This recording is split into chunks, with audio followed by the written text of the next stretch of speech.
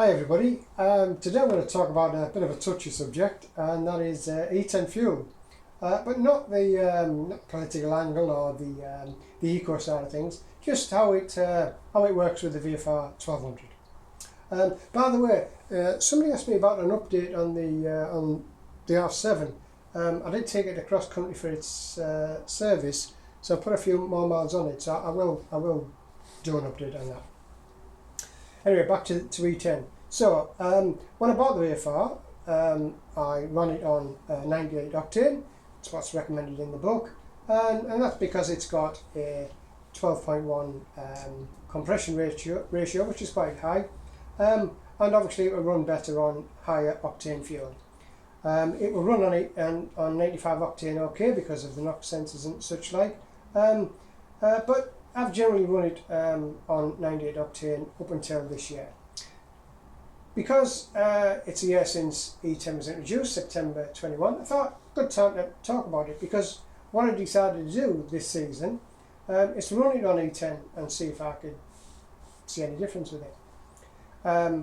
Compatibility wise, there's no problem running E10 on the VFR 1200, because I believe from 91 all Hondas are compatible with E10. And of course E10 has been in other countries longer than the UK. So riders have ridden with it. But as I say, I'd normally put 98 octane, we would call it E5 now, in the VFR.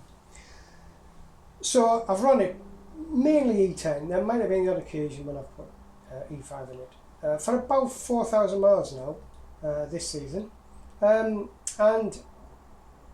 have I noticed any difference in performance? Have I noticed any difference in economy? Well, I've just checked my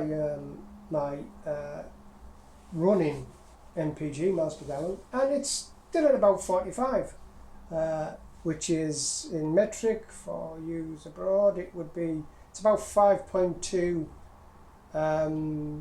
litres per 100 kilometres. And that's pretty much what it was since I've had the VFR, really. Now it's less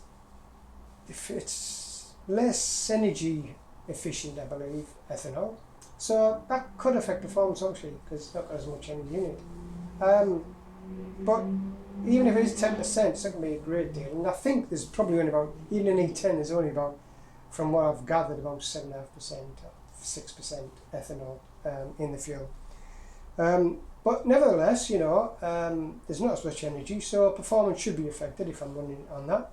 And maybe if I put it on a dyno and compare the two fuels, I'm sure that perhaps you could pick up a brake horsepower in there, here and there. But seat of the pants, I've not noticed any difference whatsoever.